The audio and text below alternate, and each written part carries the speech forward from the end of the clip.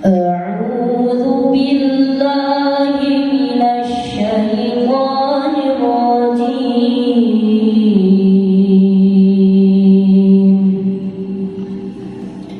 بسم الله الرحمن الرحيم.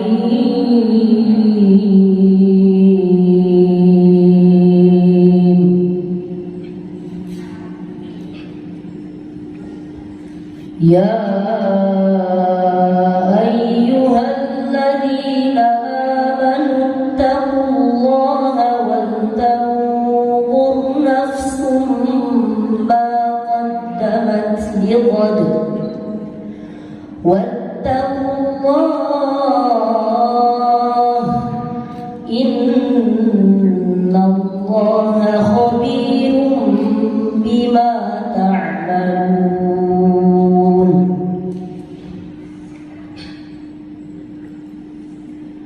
ولا تكونوا كالذين نسوا الله فأنساهم أنفسهم أولئك هم الفاسقون.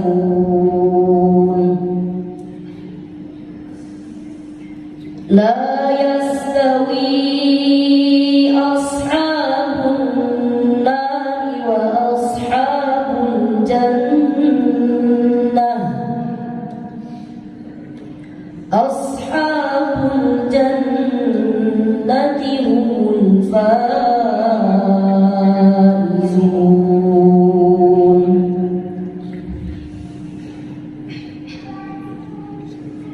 لو أنزلنا هذا القرآن على جبل لرأيته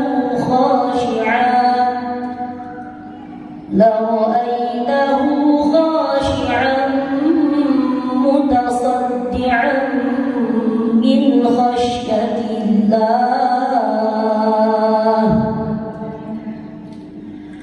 وتلك الأمثال نضربها للناس لعلهم يتفكرون.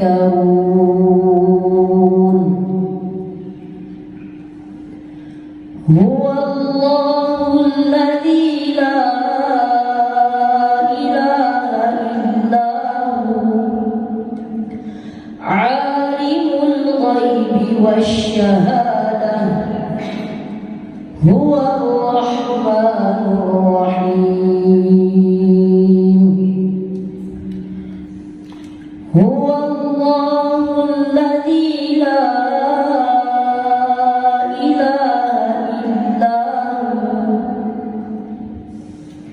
الملك القدوس السلام المؤمن المهيمن العزيز الجبار المتكبر سبحان الله عما يشركون.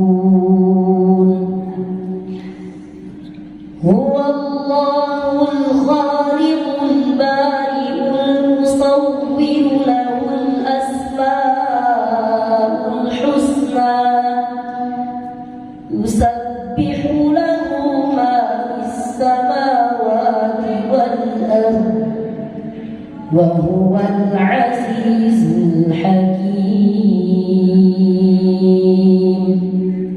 صدق الله العظيم. Assalamualaikum warahmatullahi wabarakatuh. Billahi min syururi anfusina wa min sayyiati a'malina may yahdihillahu fala mudilla lahu wa may yudlil fala hadiya lahu. Asyhadu an la ilaha illallah wahdahu la syarika lahu wa asyhadu anna Muhammadan 'abduhu wa rasuluh la nabiyya ba'dahu. Allahumma shalli wa sallim ala Muhammadin Rasulillah wa ala alihi wa ashabihi wa man tabi'ahum bi ihsan ila yaumil qiyamah. Rekan-rekan pendiri dan pengurus Yayasan Jannatul Ma'mun di sini hadir ada Bapak Dr. Yahya selaku wakil ketua yayasan, ada Pak Dr. Haryanto MSI selaku sekretaris yayasan, para kepala sekolah di sini ada kepala SMP Pak Andika Sakti MPD, kemudian ada Pak kepala SMP, kepala SMA Pak Ustadz Hasan Basri LCMA, kemudian tim manajemen, para ustadz, wabil khusus ayahanda dan ibunda, para siswa Jannat SMP SMA Jannatul Ma'mun International College yang berbahagia.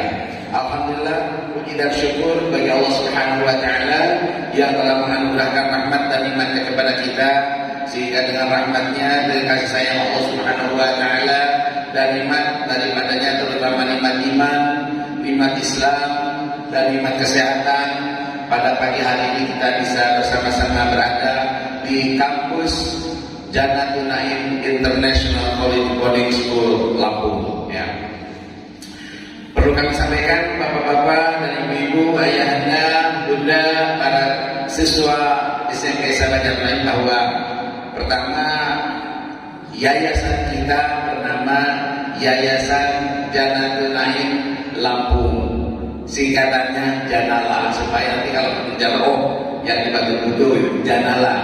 Janala itu singkatan dari Yayasan Jannatul Ma'mun Lampung. Sekolahnya namanya SMP, SMA, ada MA, Jannatul Ma'mun International College Lampung, ya, International Boarding School, ya, Lampung. Janik bos, ya, Janik bos, bosnya boarding school, ya, itu sekolah yang diasramakan. Bapak Ibu, kemudian seluruh orang yang terlibat di Janik ini disebutnya Sivitas Akademika, ya, Sivitas artinya masyarakat akademis Lampung, ya, terdiri dari orang-orang pengurus yayasan, para pimpinan sekolah, ya, kepala sekolah, wakil kepala sekolah, para ustadz, ya, para asatid, kemudian siswa, termasuk wali murid. Insya Allah itu adalah Sivitas Akademika Janik Bos Jannatul Ma'mun International College Boarding School, ya. Jadi itulah Sivitas Akademika. Kemudian siswanya kita sebut siswa, ya, siswa.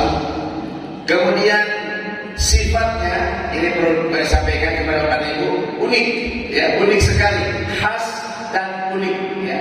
Jadi bos itu memiliki sifat, memiliki karakteristik yang khas dan unik. Disebut khas memang hanya berlaku untuk jadi, unik beda dengan lembaga-lembaga yang lain. Bapak dan Ibu, Jannatul Ma'mun International College Boarding School ini, baik itu SMP maupun SMA, adalah sekolah, tapi tidak sama dengan sekolah yang lain. Mengapa? Karena sekolahnya berdasarkan Al-Quran dan As-Sunnah, ya, sekolah dengan Al-Quran dan As-Sunnah. Kemudian keunikan yang kedua, SMP, SMA, MA di Janik ini diasramakan, boarding school, ya, tinggal di boarding school, walaupun ada juga yang full day, ya. Nah, kemudian biasanya Bapak dan Ibu, yang namanya boarding school itu tempat anak-anak tidur. Begitu belajar siang hari, masuk ke asrama, tidur, begitu, istirahat. Nah, di sini tidak. Di Jannatul Ma'mun itu, di Jannatul Ma'mun itu tidak begitu. Jadi boarding school atau boarding itu, asrama itu bukan untuk tidur saja, tapi untuk belajar. Apa yang dipelajari di sekolah diperdalam, diperkaya di asrama. yang tidak sempat diajarkan di sekolah itu adanya di asrama begitu. Jadi asrama itu merupakan tempat belajar juga. Oleh karena itu kepemimpinannya berbeda. Ada kepemimpinan sekolah, ada kepemimpinan asrama, ada kurikulum sekolah, ada kurikulum asrama. Jadi itu uniknya Bapak dan Ibu. Jadi beda sekali kalau Bapak membandingkan ke tempat-tempat yang lain yang namanya boarding school itu, misalnya di Al-Kausar, itu tempat nginep aja, tempat nginep para santri, para siswa. Kalau di Janik bukan, tapi untuk belajar. Jadi belajarnya itu Bapak-bapak dan Ibu-ibu, di Janik ini anak-anak kita itu belajar mulai jam 7 sampai dengan jam 5, itu program sekolah. Ya, program sekolah. Kemudian mulai jam 5 sore sampai dengan jam 7 pagi itu kegiatannya asrama atau boarding ya. Gitu. Dan di dalam boarding itu dibina oleh para para petugasnya yang terlatih dalam bidang itu. Kira-kira demikian. Jadi alhamdulillah sekali lagi saya ucapkan selamat kepada ayahanda dan bunda yang menitipkan putra putrinya di Jannat Naim International Boarding School. Ya, mudah-mudahan insya Allah semuanya menjadi anak soleh dan solehah, gitu kan? Insya Allah kita bukan hanya belajar sains, bukan hanya belajar matematika, bahasa Inggris dan sebagainya, tapi lebih utama lagi di sini adalah belajar bagaimana berakhlakul karimah berdasarkan Al-Quran dan As-Sunnah. Kira-kira begitu Bapak dan Ibu. Yang ketiga, untuk kegiatan, ya alhamdulillah putra putri kita semuanya di sini setiap harinya itu dikasih makan 3 kali, ya, dikasih makan 3 kali. Ya mudah-mudahan insya Allah anak kita sehat semuanya. Nah, dari mana biayanya? Biayanya tentu saja dari ayahanda dan bunda. Oleh karena itu kami mohon dukungan dan kerjasamanya, tolong berdasarkan laporan dari keuangan, ada pendaftaran juga belum ada yang belum selesai, kemudian SPP bulan Agustus ada yang belum selesai. SPP terutama boarding school itu untuk yang di boarding itu untuk makan, untuk makan itu kembali hampir 100% kepada putra putri kita, ya, untuk makan 3 kali, ada snack segala macam. Jadi mohon ya supaya kegiatan di boarding school ini atau di Janik ini bisa berjalan dengan lancar. Kami tidak bisa berdiri sendiri tanpa bantuan Bapak dan Ibu. Oleh karena itu kami mohon dengan segala hormat untuk segera untuk kerjasama dengan baik dengan kami ya.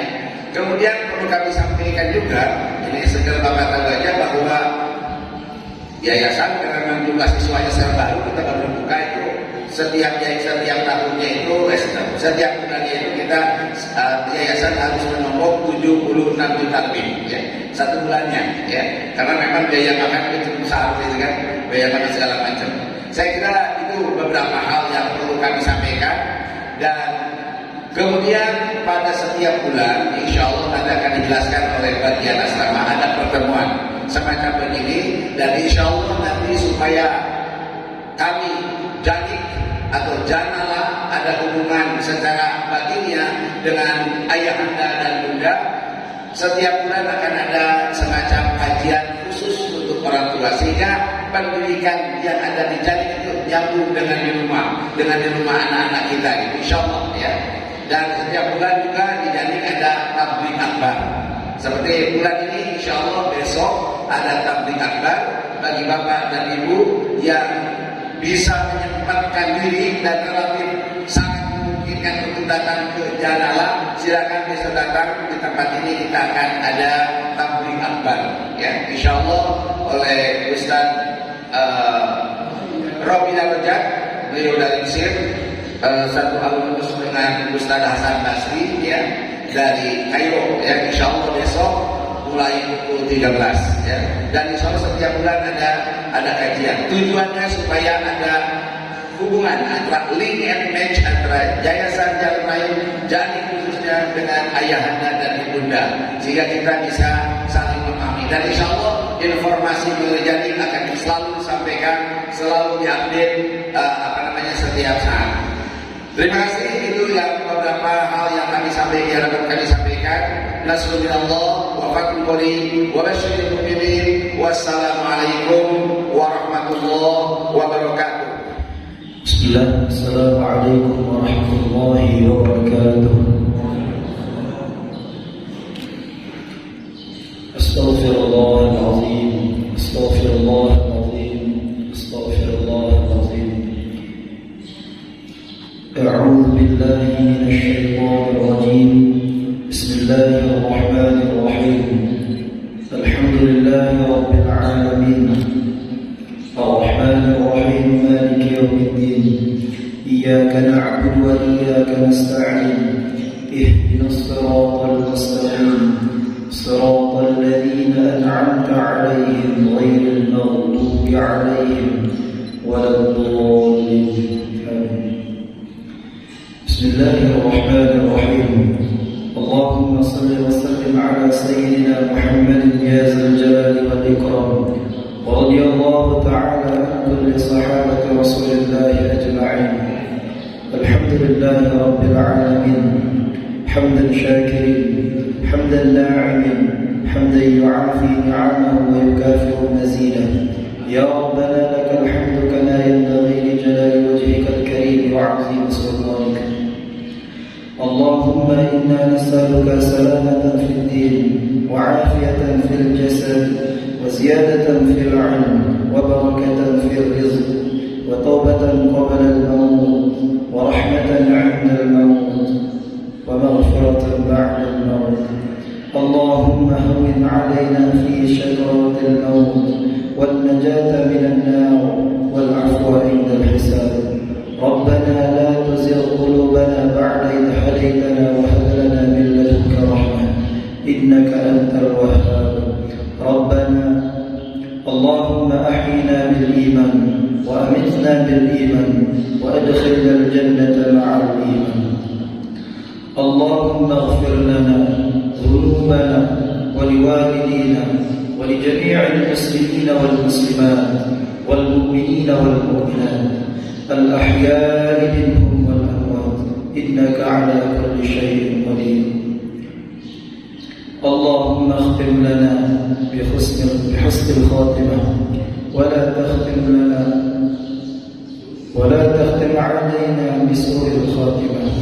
ربنا آتنا في الدنيا حسنة وفي الآخرة حسنة وقنا عذاب النار. سبحان ربك رب العزة عما يصفون وسلام على المرسلين والحمد لله رب العالمين. والسلام عليكم ورحمة الله وبركاته. Bismillahirrahmanirrahim. Assalamualaikum warahmatullahi wabarakatuh. Assalamualaikum warahmatullahi wabarakatuh.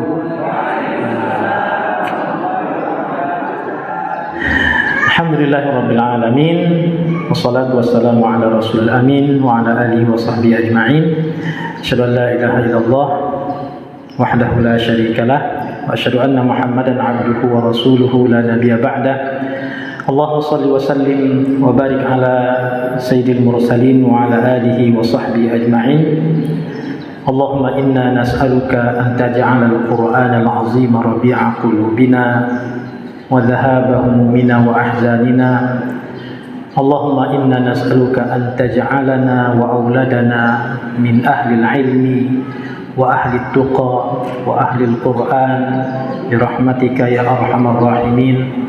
Rabbi shrah li sadri wa yassir li amri wahlul 'uqdatam min lisani yafqahu qawli. Yang saya hormati Bapak Ketua Yayasan Jannatul Naim, Profesor Dr. Ujang Suparman, beserta dengan Wakil Ketua Yayasan Bapak Dr. Yahya.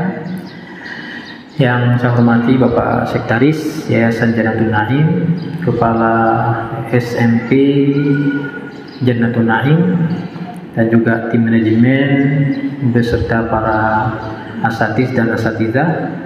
Dan yang saya muliakan Bapak Ibu, ayah bunda, orang tua dari siswa-siswi SMP SMA Jannatul Naim.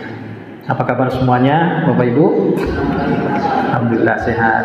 Sudah kangen ya sama anak-anak ya? Iya, kan baru 1 bulan ya? Lebih 40 hari 40 hari ya. Saya ingat masa-masa saya belajar dulu. Saya curhat ya. Tahun 1996 saya itu keluar dari Aceh, merantau ke Palembang. Merantau ke Palembang karena ingin menghafal Al-Quran. Dari tahun 96 sampai tahun 2010. Berapa tahun itu? 4 tahun? 14 tahun. 14 tahun. 14 tahun itu saya selalu minta pulang. Izin pulang ke rumah sesekali. Ya. Tapi orang tua selalu bilang nggak usah pulang dulu, belajar dulu katanya. Ya. Terus libur panjang saya izin pulang. Terus kata orang tua, udah liburan sana aja nggak apa-apa. Saya pikir apa sih dibuang ini, saya pikir. Iya, apa sih dibuang ini, saya pikir. Tahun ketiga kelas 11. Nah, tahun ketiga saya kelas 11 karena dulu harus masuk kelas matrikulasi, kelas eksperimen, kelas bahasa sebelum masuk ke kelas 1 SMA. Karena saya tidak punya basic bahasa Arab, ya, maka harus masuk kelas eksperimen. Tahun ketiga saya izin lagi pulang, nggak usah, selesaikan aja dulu sekolahnya, ya. Allah sedih, saya kan, kawan-kawan saya pulang, semuanya dijemput orang tuanya, saya enggak. Tapi kata Pak Kiai, nggak usah pulang nanti kalau sudah jadi orang, katanya. Saya pikir saya bukan orang apa sekarang ini. Ya kan? Akhirnya tahun 2001 ya, saya menyelesaikan hafalan Al-Quran di Lampung kurang lebih 1 tahun 2 bulan. Kemudian 2003 saya berangkat ke Mesir. Itu pun tidak pulang. Jadi sampai ke Mesir belajar S1, kemudian S2, baru pulang. Tahun 2010. Itu dari 1996 sampai 2010 itu tidak pernah bertemu dengan keluarga, orang tua. Saya tidak tahu bagaimana perkembangan adik saya sampai dia menikah. Pulang-pulang saya menikahkan adik saya. 14 tahun kurang lebih. Jadi ketika pulang itu, ya pulang karena waktu itu ada kerusuhan di Mesir.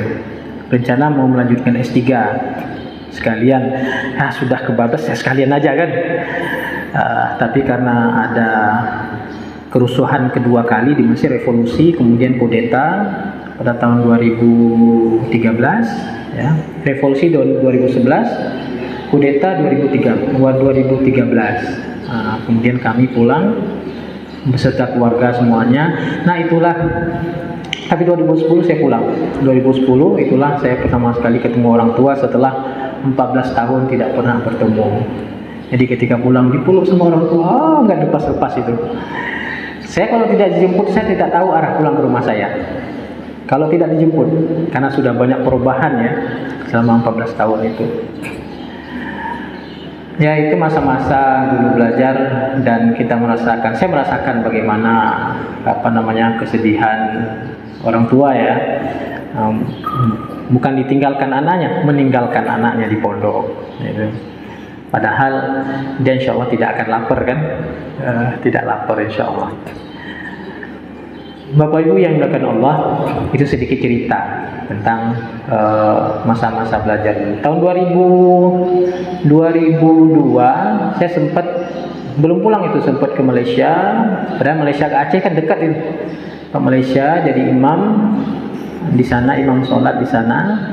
Kemudian 2003 baru berangkat ke Mesir. Itu pun nggak ada orang tua nganter ke bandara seperti orang tua yang lain, ya.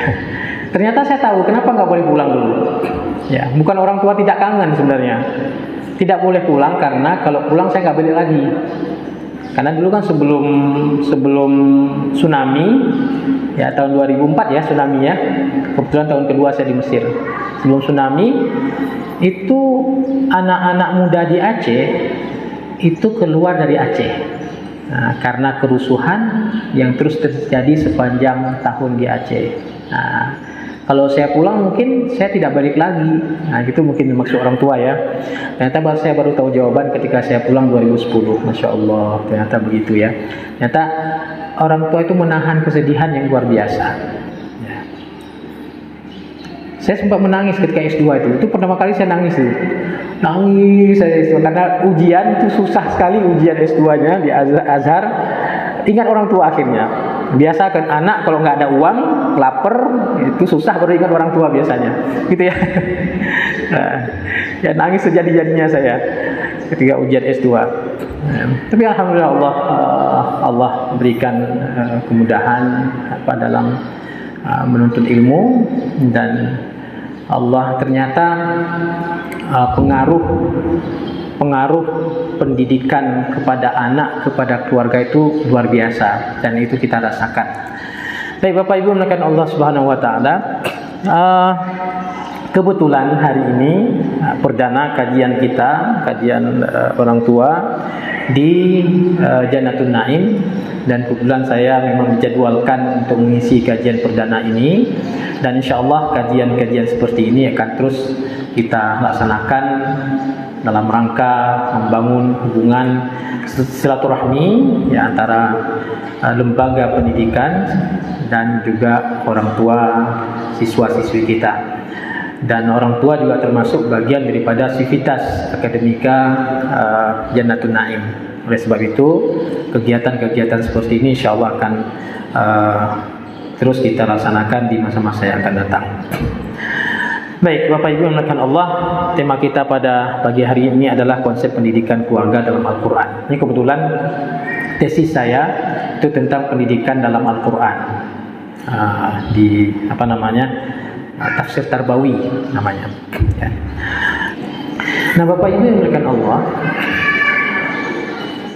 pendidikan kepada anak itu bukan hanya tentang bahagia. Ini yang kadang kita salah persepsi tentang pendidikan, seakan pendidikan itu hanya berkenaan dengan kebahagiaan saja. Ya. Makanya yang dicokokin kepada anak ya, seperti komik-komik yang banyak beredar sekarang, seperti cerita Cinderella ya, yang menikah kemudian dia hidup bahagia sampai mati pun bahagia bersama pasangannya. Islam tidak mengajarkan pendidikan yang demikian. Islam itu bukan hanya mengajarkan pendidikan tentang bahagia ya. Ada pendidikan tentang bahagia, ada pendidikan tentang kesusahan, sedih, senyum, termenung. Artinya pendidikan itu adalah tentang perjuangan. Bagaimana kita mampu memperjuangkan takdir yang Allah berikan kepada kita. Apakah itu takdir yang baik ataupun takdir yang tidak baik. Karena setiap langkah kita, setiap nafas kita, setiap gerak kita itu adalah ujian. Ujian tentang perjuangan. Mungkin kita duduk di sini juga ujian dari Allah Subhanahu wa taala. Ada ujian. Ujian menahan ego kita. Ujian menahan amarah kita. Ujian menahan ingin dihormati. Artinya setiap hidup kita itu adalah ujian. Oleh sebab itu pendidikan itu bukan hanya tentang bahagia, bukan hal yang baik-baik saja. Bahkan para ulama kita mengatakan, meminta ta'allamu syarra li alla taqa fihi. Ya, belajar tentang keburukan. Untuk apa? Agar kita tidak terjerumus ke dalam keburukan. Jadi belajar itu bukan hal-hal yang baik saja, tapi juga tentang keburukan. Kenapa kita harus belajar tentang keburukan? Agar kita tidak terjerumus ke dalam keburukan. Kita tonton media sosial yang mengangkat tentang kekerasan terhadap keluarga. Kita tonton itu. Tujuannya apa? Mudah-mudahan kita tidak melakukan hal yang sama terhadap keluarga kita dan juga terhadap anak-anak kita. Maka Imam Al-Ghazali mengatakan bahwa muara dari pendidikan itu adalah ilmu pengetahuan. Dan muara dari ilmu pengetahuan itu adalah takwa kepada Allah Subhanahu wa taala. Tidak ada satu ilmu yang bertambah pada kita, pada anak-anak kita, kecuali bertambahnya hidayah dan bertambahnya takwa kepada Allah Subhanahu wa taala. Makanya Bapak Ibu yang dimuliakan Allah, sebenarnya kita tidak ingin menjanjikan banyak hal lah dalam pendidikan itu. Ya, anak nanti bisa ini, bisa ini, bisa ini. Ya. Kalau saya pribadi, ya, dalam keluarga, saya hanya ingin anak saya itu bagus karakternya, bagus akhlaknya, bagus adabnya. Kenapa demikian? Karena kalau pendidikan dasar ini mampu kita tanamkan dengan baik kepada anak-anak kita, maka yang lain akan ikut. Contohnya, kalau anak itu bagus karakternya, dia tahu kapan harus belajar, dia tahu bagaimana harus memperlakukan orang tuanya, bagaimana dia bergaul dengan temannya, bagaimana dia harus bersungguh-sungguh dalam belajar, tanggung jawab terhadap amanah yang diberikan orang tua kepadanya. Itu kalau anak bagus karakternya, bagus akhlaknya. Makanya pendidikan pertama yang kita tanam kepada anak-anak kita adalah pendidikan karakter. Ini bukan hanya kita, bahkan Rasulullah ketika diutus oleh Allah Subhanahu wa taala menjadi rasul, apa yang pertama sekali ditanamkan Rasulullah kepada sahabatnya? Akhlak. Bahkan ayat-ayat yang turun di Mekah itu menggambarkan tentang sosok atau pribadi Rasulullah SAW yang menjadi contoh bagi para sahabat. Innama bu'istu liutammima makarimal akhlak. Ini Rasul kalau kita lihat asbabun nurud hadis ini, Rasul katakan ketika di Mekah sebelum Rasul hijrah ke Madinah. Ayat Nun wal qalami wa ma yasturun ma anta bi ni'matika bimajnun wa innaka la'ala khuluqin azim. Ayat ini turun di Makkah. Lebih banyak mana yang mempengaruhi para sahabat antara perkataan Rasul dengan akhlak kepribadian Rasul? Kalau kita lihat hadis-hadis Rasulullah, katakanlah kutubus sittah, yang banyak digambarkan adalah tentang kepribadian Rasul, tentang kepribadian Rasul, tentang akhlak Rasul yang mampu mempengaruhi orang kafir Quraisy ketika itu sehingga mereka masuk ke dalam Islam, mengikuti Rasulullah SAW. Bahkan orang Yahudi pun bukan masuk Islam bukan karena ceramah Rasul, tapi karena kepribadian Rasul SAW. Oleh sebab itu, pendidikan yang pertama yang mesti kita berikan kepada anak-anak kita adalah pendidikan tentang akhlak, akhlakul karimah. Ya. Orang punya kedudukan yang tinggi, punya ilmu yang banyak, punya titel yang berderet di belakang namanya. Tapi kalau tidak memiliki attitude, maka dia tidak memiliki nilai. Karena attitude inilah yang mengangkat derajat seseorang, mengangkat derajat keilmuan seseorang, mengangkat derajat kedudukan seseorang. Makanya hal yang pertama yang didakwahkan oleh Rasulullah SAW adalah tentang pendidikan. Dan ini adalah tanggung jawab kita bersama. Anak itu Bapak Ibu, anak itu dia punya fitrah.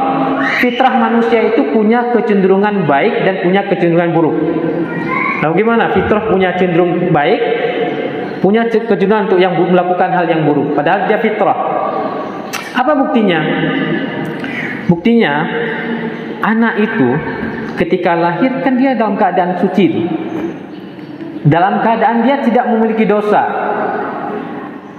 Tumbuh kembang anak ini, baik buruk anak ini, bagaimana tergantung apa yang dia lihat. Kalau dia melihat dari orang tuanya yang baik, maka dia akan melakukan yang baik. Kalau dia melihat perilaku orang tuanya buruk atau di lingkungannya buruk, maka dia akan melakukan hal yang buruk. Coba perhatikan, anak-anak yang bahasanya baik, tutur katanya baik, pasti lahir dari keluarga yang memiliki tutur kata yang baik. Betul? Lahir dari lingkungan yang baik. Sebaliknya, anak-anak yang memiliki tutur kata yang kasar, yang tidak baik, setidaknya tidak dipengaruhi dari keluarga, dipengaruhi oleh lingkungan tempat dia hidup. Makanya fitrah itu dia memiliki kecenderungan untuk melakukan yang baik, atau tumbuh kembang menjadi baik, atau tumbuh kembang menjadi tidak baik. Makanya Rasulullah SAW menyebutkan dalam hadis, kullu mauludin yuladu 'alal fitrah. Semua anak itu lahir dalam keadaan fitrah, suci.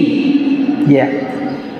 Berikutnya hadisnya, fa abawahu yuhawwidanihi au yunassiranihi au yumajjisanihi.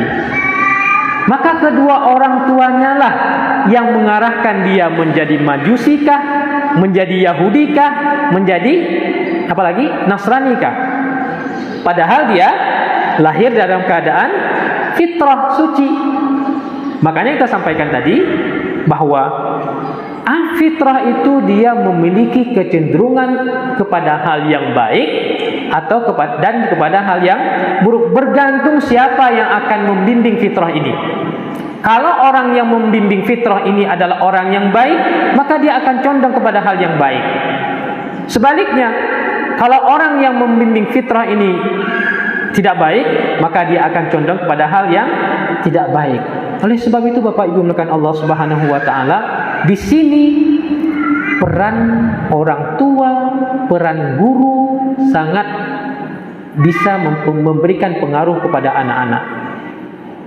Makanya ketika kita memilih lembaga pendidikan itu bukan sisi kognitifnya dulu yang dilihat, tapi lihat sisi kepribadian, pendidikan kepribadian. Karena itulah yang menentukan masa depan anak-anak kita. Anak itu kalau karakternya baik, dia akan baik. Ya, tumbuh kembang, dia tahu apa yang harus dia lakukan. Nah, makanya kita proses pendidikan kita yang mesti kita lakukan di tahap awal ini adalah proses pendidikan kepribadian. Bukan kognitif dulu. Ya. Dan ini dilakukan oleh para ulama-ulama kita. Ada tradisi menarik ketika tumbuh kembang para ilmuwan muslim dulu. Apa yang mereka lakukan? Tidak ada di antara ilmuwan muslim kita, siapa? Ibnu Sina, Al-Khawarizmi. Kalau kita baca biografi mereka, ya, ada di buku Al-Ilmu wa Bida'ul Umam yang ditulis oleh Profesor Dr. Ragib Sirjani, atau buku Madza Khasiral Alam min Hitatil Muslimin yang ditulis oleh Abu Hasan An-Nadawi dari Hindia. Ya. Apa yang dilakukan oleh orang tua mereka? Ini kita lihat ilmu muslim belum pada ulama-ulama fikih kita, ulama hadis kita. Ternyata mereka tidak beranjak pada ilmu pengetahuan, pada pendidikan kognitif yang lain sebelum mereka menuntaskan menghafal Al-Quran terlebih dahulu. Makanya tidak ada ilmuwan muslim itu yang tidak hafal Al-Quran. Ibnu Sina, beliau dikenal sebagai ahli kedokteran, juga sebagai filsuf, juga dikenal sebagai ahli tafsir. Nggak mungkin seorang ahli tafsir itu bisa menafsirkan Al-Quran kalau dia tidak menghafal Al-Quran. Makanya di Al-Azhar itu yang ngambil jurusan tafsir, dia harus hafal Al-Quran 30 juz. Tidak tahu nasib mansukh kalau dia tidak hafal Al-Quran. Dan inilah yang dilakukan oleh ulama-ulama kita dulu. Karena proses pendidikan Al-Quran ini adalah proses pendidikan yang mesti dilakukan untuk membangun karakter yang baik pada anak. Coba saya tanya sekarang, apa makhluk yang paling keras di muka bumi ini? Makhluk yang paling keras apa? Batu? Apa, Prof? Batu. Ada makhluk yang paling keras yang Allah ciptakan, karakter, tabiat. Batu itu bisa apa? Dimartir. Bisa dimartil batu itu. Tabiat itu dia tidak bisa dimartil. Tapi tabiat itu bisa dirubah dengan hal yang lembut. Nah, apa itu? Al-Quran. Itu cara merubah tabiat. Makanya Abu Raja Al-Ataridi beliau mengatakan, ini salah seorang sahabat Nabi. Kami sebelum Islam, hidup kami adalah hidup manusia yang paling beringas, yang paling bejat. Ini kata Abu Raja Al-Ataridi. Ya. Yang kuat semakin kuat menindas yang lemah, yang kaya semakin merajalela, dan wanita tidak ada nilai di mata kami. Itu kata Abu Raja Al-Ataridi. Tapi begitu kami mendapatkan Islam, mendengar wahyu yang dibacakan oleh Muhammad, hidup kami berubah 360 derajat. Jadi tabiat itu nggak bisa dirubah dengan kekerasan dia. Dia dirubah dengan sesuatu yang lembut yang bisa menyentuh, yaitu Al-Quran. Makanya para ulama kita sebelum beranjak ke ilmu-ilmu yang lain, pendidikan kognitif yang lain, dituntaskan dulu pendidikan Al-Qurannya. Dan ini menarik Bapak Ibu, di Al-Azhar diterapkan konsep seperti ini. Tidak ada mahasiswa Al-Azhar, orang Mesir, yang masuk ke Al-Azhar kecuali dia sudah menghafal Al-Quran 30 juz. Kenapa? Karena kalau ujian Al-Quran tidak lulus, pasti dia tidak lulus. Mau tidak mau, senang tidak senang, suka tidak suka, kalau mau masuk Al-Azhar orang Mesir, dia harus hafal Al-Quran 30 juz. Dan ternyata Al-Azhar itu sudah membangun pondasi ini cukup kuat. Dari Hadhanah Al-Azhar. Hadhanah itu TK Al-Azhar, kemudian Madrasah Ibtidaiyah Al-Azhar, kemudian Madrasah Tsanawiyah Al-Azhar, kemudian Madrasah Aliyah Al-Azhar. Itu harus selesai menghafal Al-Quran. Dari TK sampai SMA selesai menghafal Al-Quran 30 juz. Dan itulah sebagai syarat masuk ke Al-Azhar, jurusan apapun bagi orang Mesir. Jadi konsep pendidikan seperti ini memang sudah ditanam kuat oleh Al-Azhar. Mohon maaf, saya ingin menyampaikan sesuatu. Mesir itu kalau bukan Al-Azhar, maka dia akan menjadi pengikut Fir'aun semuanya. Dia Mesir. Bahkan ada Al-Azhar pun banyak Fir'aun yang merajalela di sana. Azharlah yang mendidik karakter orang Mesir melalui pendidikan Al-Quran. Nah, oleh sebab itu, pendidikan yang pertama yang mesti kita tanamkan kepada anak-anak kita adalah pendidikan Al-Quran. Pendidikan Al-Quran yang bisa merubah karakter. Next. Nah, Bapak Ibu yang dimuliakan Allah Subhanahu wa taala, ini saya diberikan waktu sampai jam berapa ini? Enggak lama lah. Insyaallah. Ada tiga nilai dasar yang mesti kita tanamkan kepada anak-anak kita. Yang pertama adalah takwa. Yang kedua, qaulan sadida. Ya, bertutur kata yang baik, karena inilah yang akan merubah fitrah anak kita. Baik atau buruknya perkembangan fitrah anak kita bergantung dengan kita. Kemudian yang ketiga adalah asyukru, 3. Nah, 3 hal ini akan kita bahas pada pagi hari ini insyaallah. Bapak Ibu yang dimuliakan Allah, terkadang kita begini ya.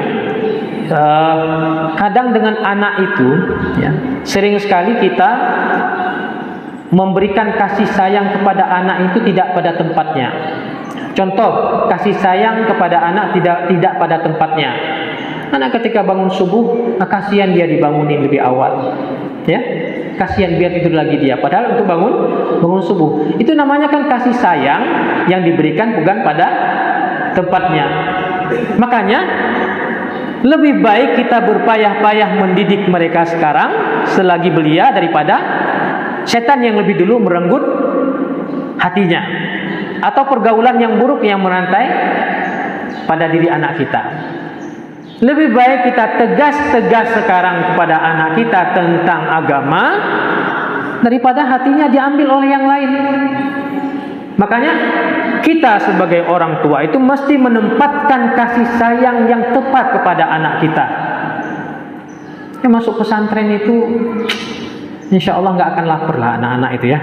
Saya aja 14 tahun nggak pernah pulang, alhamdulillah masih hidup kan. 14 tahun nggak pernah pulang kan, alhamdulillah masih makan. Ya. Padahal di Mesir juga nggak pernah minta dikirimin dolar. Ya kan dapat beasiswa, ya kan nggak perlu minta uang dari orang tua kan. Nah, ya. Bukan tentang apa yang kamu tinggalkan untuk anak-anakmu, melainkan apa yang kamu tinggalkan dalam diri anak-anakmu. Ya. Bukan harta. Ya. Harta sebanyak apapun harta yang kita tinggalkan Bapak Ibu, ya. Kalau kita tidak meninggalkan takwa kepada anak-anak kita, maka harta itu tidak akan memberikan pengaruh, tidak akan memberikan nilai yang baik kepada anak kita. Wal yakhshal ladzina law taraku min khalfihim dzurriyyatan dhi'afan khafu 'alaihim falyattaqullaha wal yaqulu qawlan sadida. Dan hendaklah kamu takut, khawatir ya, meninggalkan anak-anak kamu di belakang kamu itu. Law taraku min khalfihim dzurriyyatan dhi'afa. Dzurriyyat yang lemah. Lemah apa? Lemah imannya, lemah takwanya. Dan ada ulama yang menafsirkan juga lemah ekonominya. Bukan ekonomi dulu, tapi lemah imannya, lemah takwanya. Khawatir ini. Maka lanjutan ayatnya, falyattaqullah. Hendaklah kamu bertakwa kepada Allah. Tanam nilai-nilai takwa dalam diri anak kita. Wal yaqulu qawlan sadida. Dan berikan contoh yang baik kepada anak kita. Jangan sampai kita menjadi orang tua yang berdoa kepada Allah, ya Allah, karuniakan kepada kami anak-anak yang soleh solehah. Tapi kita tidak pernah memberikan contoh bagaimana kesalehan itu. Saya pernah ya Bapak Ibu, mungkin pernah saya ceritakan mungkin di sini. Saya pernah orang tua datang ngantar anaknya ke pondok pesantren, ya, ngantar anaknya ke pondok pesantren. Di kantor ngobrol dengan saya, itu dengan tatonya yang luar biasa gitu kan. Dia bilang apa? Ustaz, ini saya titipkan anak di pondok. Ya. Terserah Ustaz mau ngapain dia. Yang jelas sudah saya titipkan ke pondok anak saya. Yang penting anak saya, bagaimanapun anak saya, yang penting anak saya hafal Quran. Baik ayah. Gak apa-apa saya masuk neraka, yang penting anak saya hafal Quran. Ini benar loh ya. Gak apa-apa saya masuk neraka, yang penting anak saya hafal Quran. Mungkin dia paham, mungkin kalau anak hafal Quran bisa memberikan syafaat kepada orang tua kan, itu. Tapi tahu nggak gimana neraka itu, ya? Ya, meskipun anak itu di pondok, di lembaga pendidikan, orang tua juga punya kewajiban untuk memberikan athar yang baik kepada anak. Karena perilaku orang tua dilihat atau tidaknya oleh anak akan memberikan pengaruh kepada anak itu. Makanya Imam Syafi'i mengatakan, zinanya orang tua itu adalah hutang. Ya. Zinanya orang tua itu hutang. Hutang yang tidak pernah lunas terbayarkan. Maksudnya apa? Orang anak tuh nggak tahu tuh orang tuanya berzina di luar, nggak tahu. tapi memberikan pengaruh, memberikan rentetan hutang pengaruh kepada generasi-generasi berikutnya. Nah, makanya bukan hanya yang terlihat, bukan hanya sesuatu yang terlihat dari orang tuanya bisa mempengaruhi anaknya, yang tidak terlihat pun akan memberikan asar kepada anak. Makanya meskipun anak itu sudah dititip ke lembaga pendidikan atau diserahkan kepada lembaga pendidikan, orang tua juga berkewajiban untuk memberikan hal yang pengaruh yang baik kepada anak. Paling kecil apa? Setidaknya berdoa kepada Allah agar anaknya diberikan kesabaran di pondok, diberikan keteguhan di pondok, ya kan? Nah, Bapak Ibu yang dimuliakan Allah Subhanahu wa taala, harta saja yang kita tinggalkan sebagai warisan untuk anak-anak kita tidak akan pernah cukup. Tidak akan pernah mengantarkan anak kita kepada hal-hal yang baik kalau kita tidak menanamkan nilai-nilai takwa dalam diri anak kita. Al-Mansur, Khalifah Abbasi, memanggil penasehatnya Muqatil bin Sulaiman. Ya. Muqatil bin Sulaiman itu adalah al-wa'i, penasehat khalifah. Apa kata Al-Mansur? Ya Muqatil idni. Wahai Muqatil. Muqatil bukan orang berperang, nama orang. Wahai Muqatil, nasihati aku. Kata Al-Mansur, ini khalifah. Khalifah meminta nasihat kepada para pembantunya. Maka Al-Mansur dengan tegas mengatakan, a'iduka bima ra'aitu am bima sami'tu. A'iduka bima ra'aitu am bima sami'tu. Eti bima ra'aita, kata Al-Mansur. Aku nasihati kamu dengan apa yang aku dengar atau apa yang aku lihat. Kata Al-Mansur, "Etni bima ra'aita." Nasihati aku dengan apa yang kamu lihat. Ya. Kenapa dia minta dengan apa yang dilihat? Karena yang dilihat, yang kita lihat dengan yang kita dengar berbeda. Yang kita lihat kan fakta, kita bisa menceritakan, yang kita dengar belum tentu benar. Makanya Al-Mansur minta agar dinasihati dengan apa yang dia lihat. Apa kata Muqatil? Ya Amirul Mukminin, inna Umar Abdul Aziz anjaba ahada asyara waladan wa taraka thamaniyata asyara dinaran. Wahai Amirul Mukminin, Umar Abdul Aziz. Ini Umar Abdul Aziz ini adalah dijuluki sebagai khalifah yang kelima. Ya. Umar Abdul Aziz memiliki 11 orang anak dan meninggalkan warisan sebanyak 18 dirham. 5 dirham digunakan untuk membeli kain kafan, 4 dirham digunakan untuk membayar tukang gali kubur. Berapa dirham? 9. Sisanya 9 dirham. 18, 5 dirham digunakan untuk membeli kain kafan, 4 dirham digunakan untuk membayar tukang gali kubur. Sisa 9 dirham. 9 dirham itu dibagi untuk sebagai warisan anak-anaknya dan istri-istrinya. 9 dirham. Wa ra'aitu Hisham Ibnu Abdul Malik. Aku melihat Hisham ini adalah Khalifah Umawi. Dia memiliki 11 orang anak dan 2 orang istri. Meninggalkan 2 orang istri. Dan meninggalkan, dalam satu riwayat disebut alfu dinar.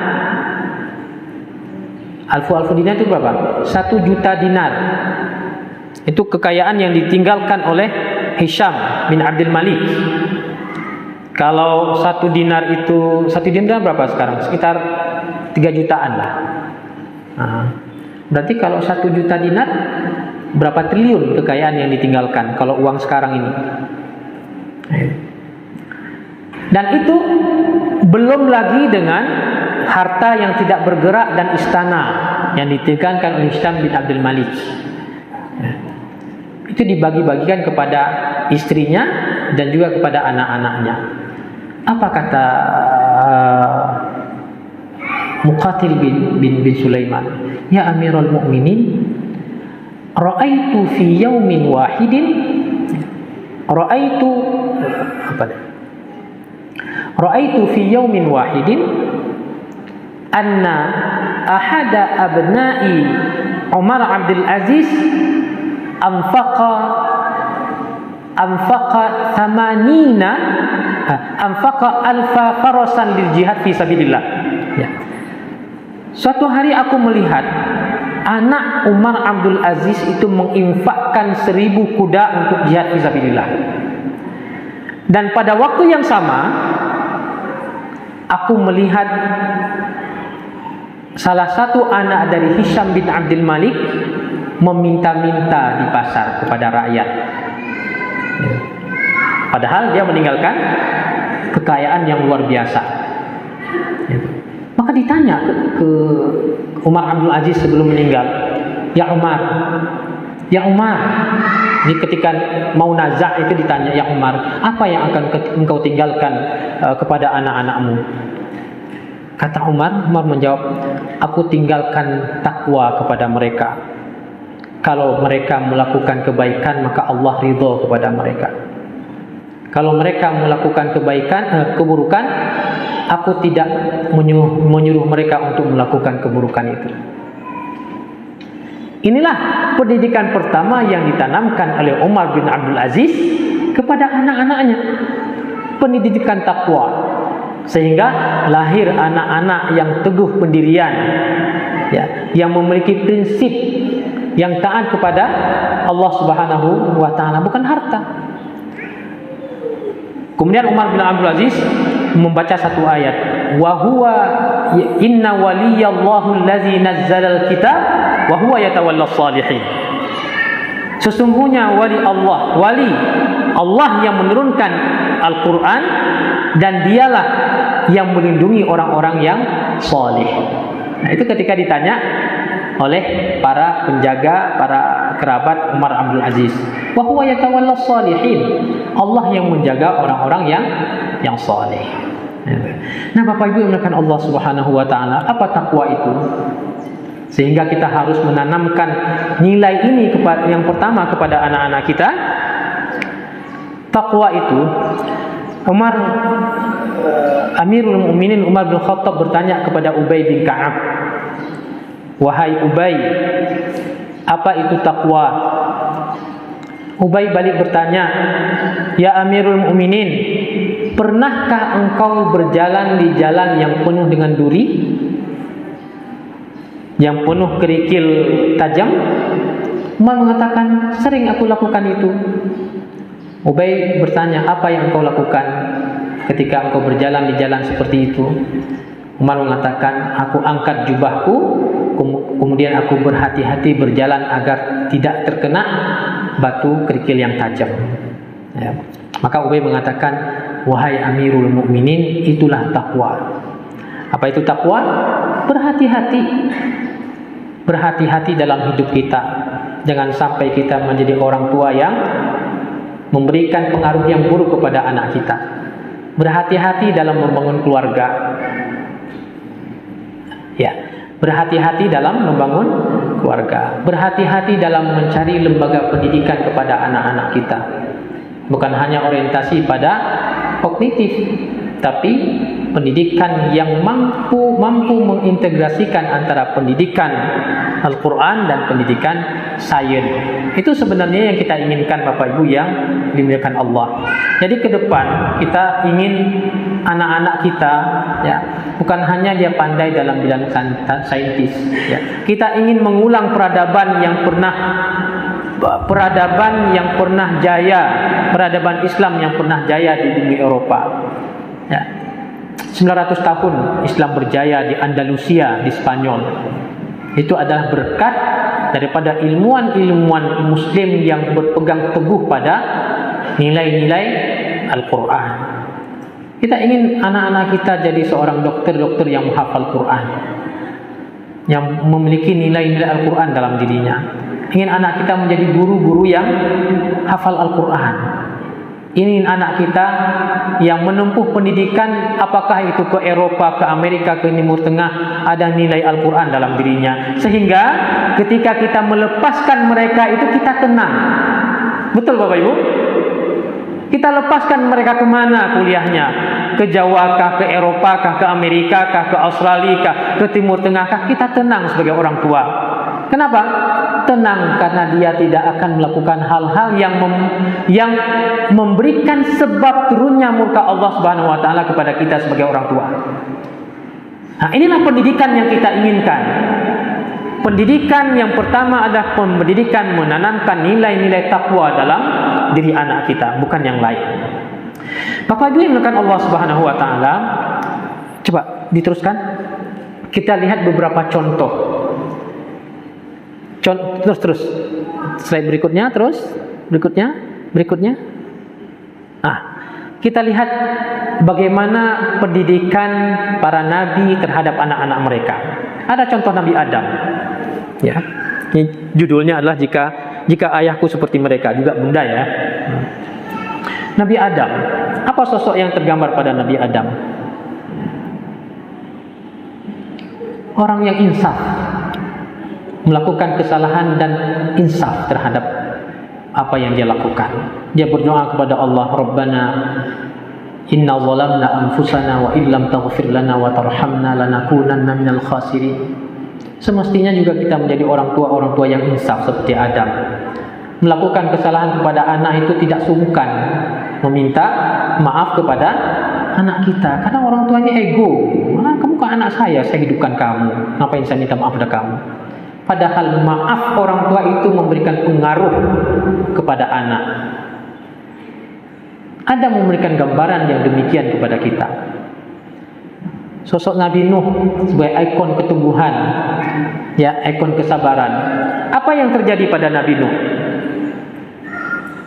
Nabi Nuh beliau punya 4 anak, 1 kafir, 3 ikut syariat Nabi Nuh. Yang menjadikan Nabi Nuh itu sedih bukan tenggelam anaknya ke dalam lautan digulung oleh ombak yang begitu dahsyat, bukan. Ini Allah gambarkan di surat Hud. Kita bacain, Masya Allah, luar biasa.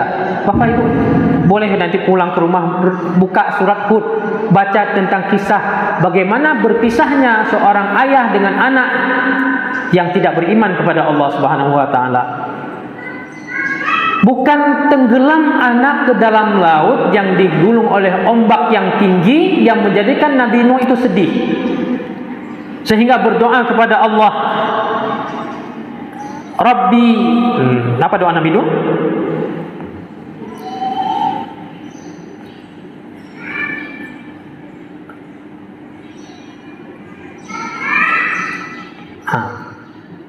Wanada Nuhu rabbahu faqala rabbi inna bani min ahli wa inna wa'daka al-haqq wa anta ahkamul hakimin.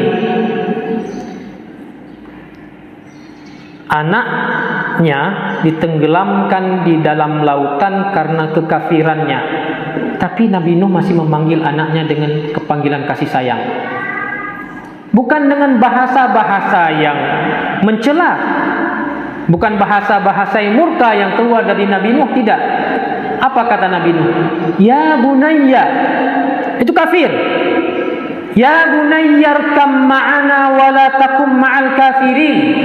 Wahai anakku, itu panggilan kasih sayang kepada anak yang sudah gede, yang sudah besar.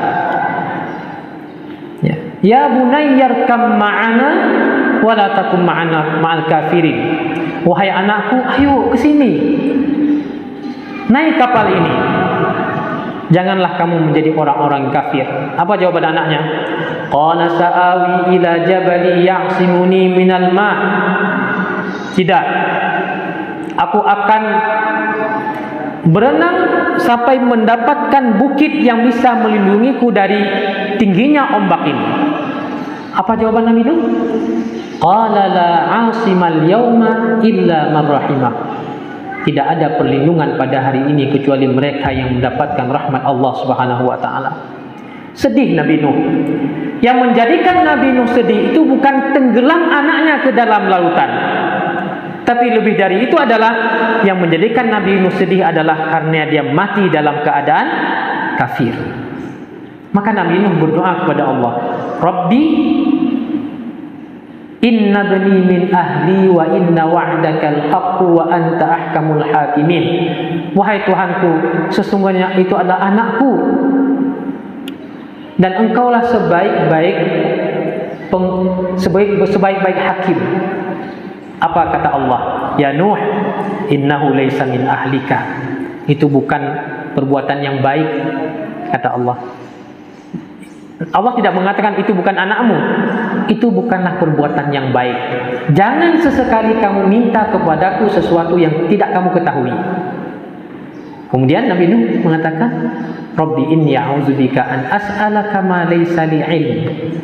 Aku berlindung kepadamu ya Allah dari meminta sesuatu yang tidak aku ketahui. Begitu anaknya, kondisi anaknya, tapi Nabi Nuh masih memanggil anaknya dengan panggilan yang baik. Kalau kita, anak kita melakukan kesalahan, kadang-kadang bahasa-bahasanya tidak sepantasnya keluar. Itu yang kita sayangkan, Bapak Ibu. Kita hidup di tengah-tengah masyarakat yang kadang-kadang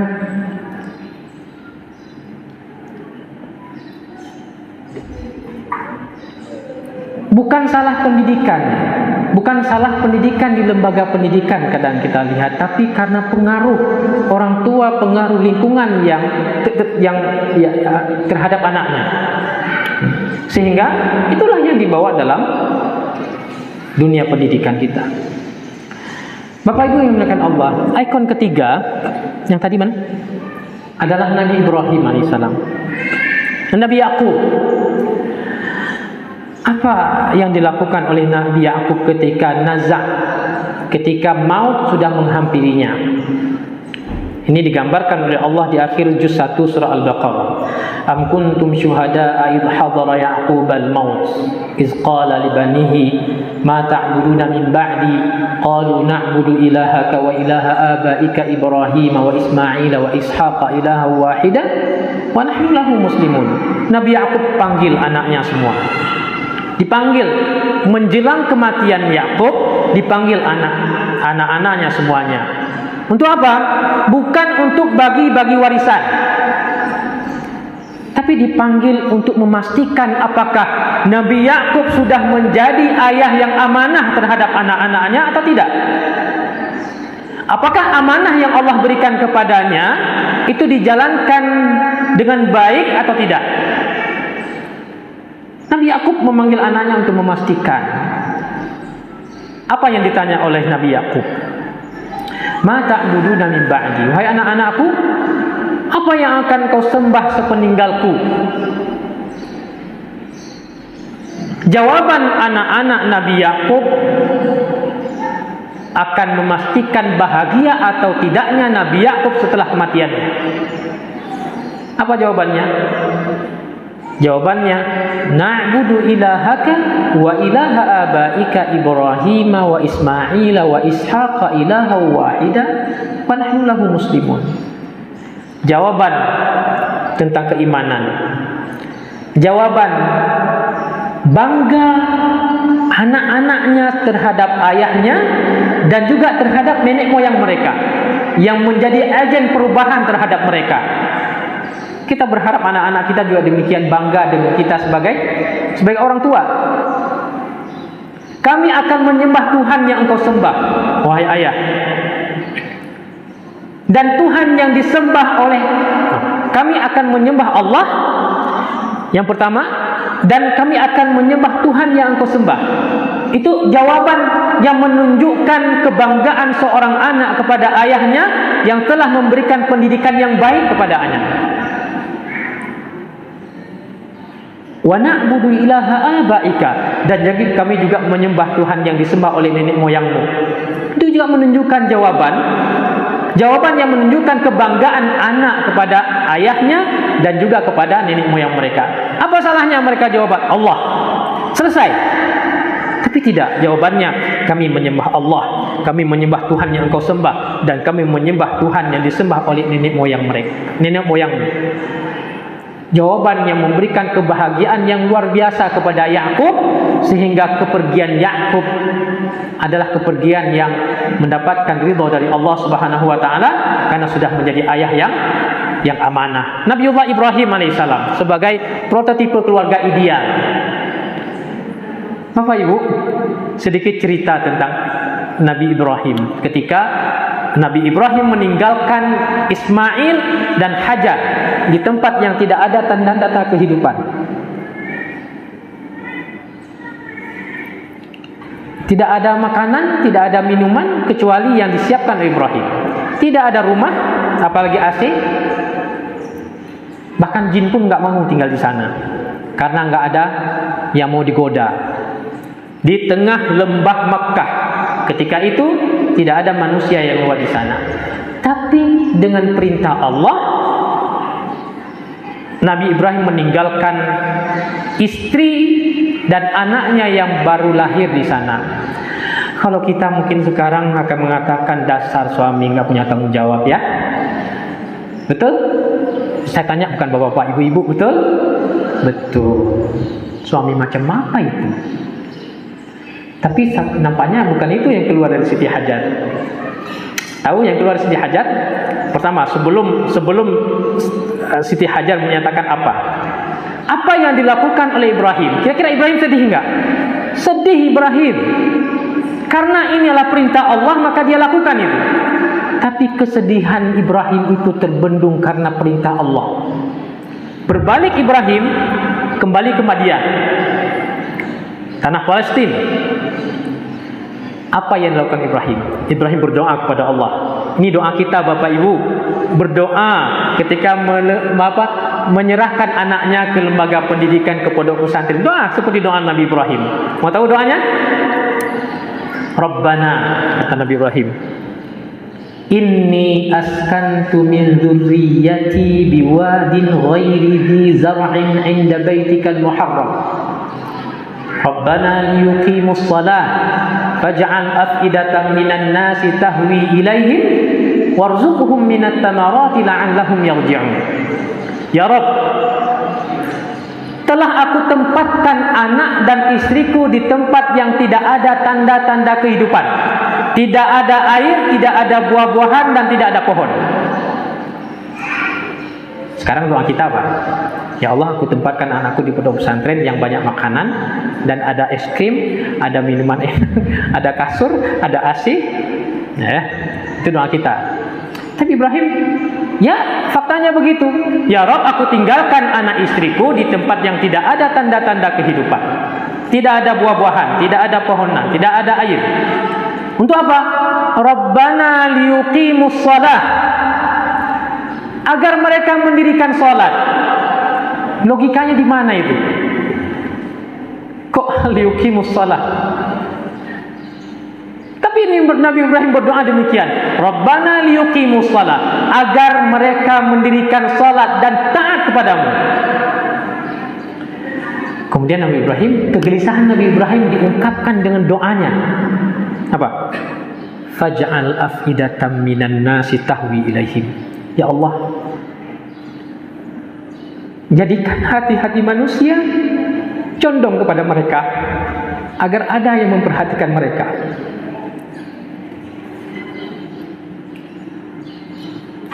Faj'al af'idatan minan nasi tahwi ilaihim warzuqhum minat thamarat. Berikan mereka buah-buahan, anugerahkan kepada mereka makanan, la'allahum yashkurun, agar mereka menjadi orang yang bersyukur. Bukan hanya anak dan istri yang sedih, tapi ayah juga sedih karena meninggalkan taruhannya adalah nyawa. Habis makanan, habis minuman, selesai. Kembali ke Siti Hajar. Apa yang disuarakan oleh Siti Hajar ketika Ibrahim berbalik? menuju ke Madian. Ya Ibrahim, Allahu amaraka bihada. Wahai Ibrahim, apakah Allah yang memerintahkanmu untuk menempatkan kami di sini? Nabi Ibrahim tidak banyak berapologi, hanya mengatakan mengangguk iya. Ditanya lagi dengan pertanyaan yang sama oleh Siti Hajar. 3 kali ditanya oleh Siti Hajar. Ini diriwayatkan oleh Imam Tabrani dengan hadis yang begitu panjang. 3 kali Ibrahim menjawab pertanyaan Siti Hajar dengan anggukan. Ai na'am. Tahu ibu-ibu apa pernyataan Siti Hajar? Coba tebak. Dasar suami nggak bertanggung jawab. Ya, tidak. Siti Hajar tidak begitu. Siti Hajar memberikan pernyataan yang memberikan pendidikan keyakinan kepada kita semuanya. Begitu mendengar jawaban Ibrahim begitu, Siti Hajar mengatakan, idzan la yudayyi'unallahu abada. Kalau ini adalah perintah Allah, maka Allah tidak akan pernah menyia-nyiakan kami di sini.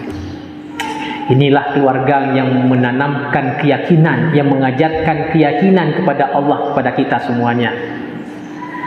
Kalau anak kita kasih di pondok gimana kira-kira? Dah sana aja ya, kata ayah, udah di pondok aja, nggak usah lihat nanti udah waktunya jenguk nanti. Jawaban ibu begitu nanti ya, bunda ya. Idzan la yudayyi'unallahu abada. Allah pasti tidak akan menyia-nyiakan anak saya di sini. Setuju? Nggak dijawab. Setuju nggak?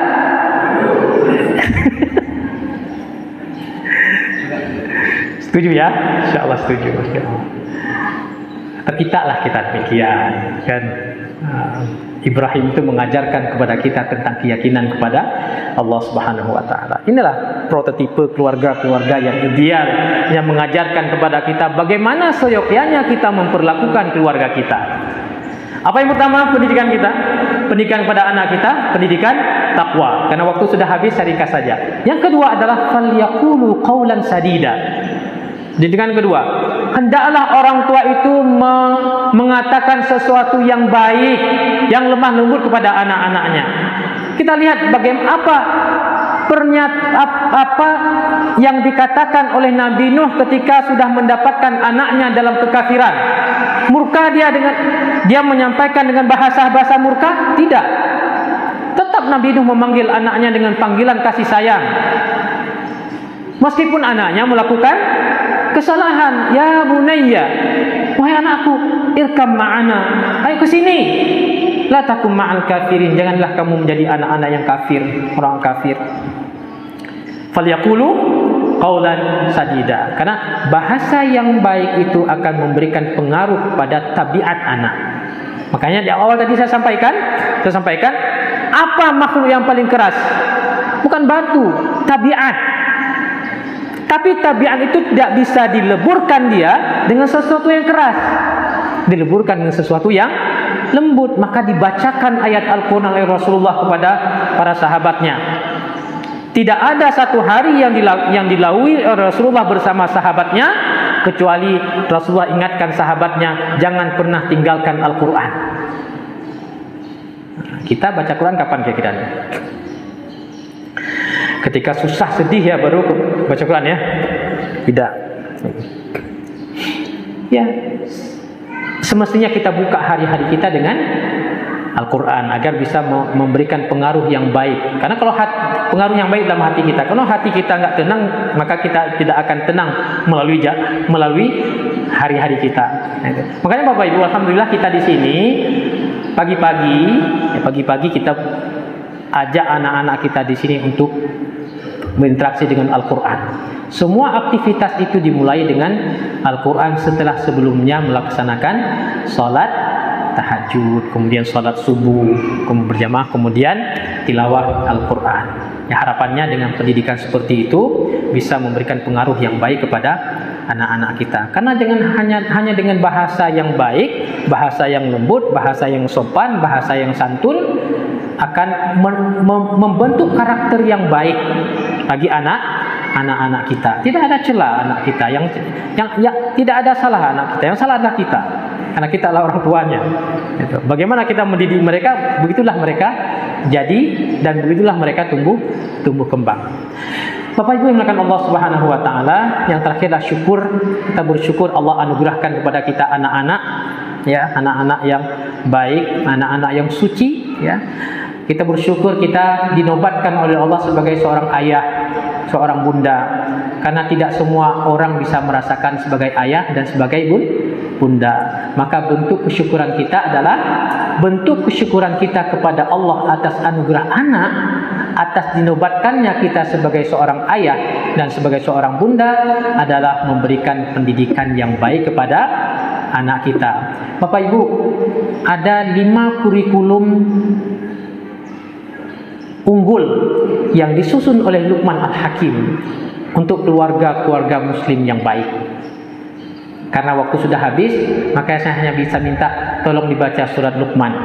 Itulah 5 kurikulum spesial yang disusun oleh Luqman Al-Hakim, yang diabadikan oleh Allah Subhanahu wa taala untuk diperuntukkan kepada kita bagaimana seyogyanya kita mendidik anak-anak kita.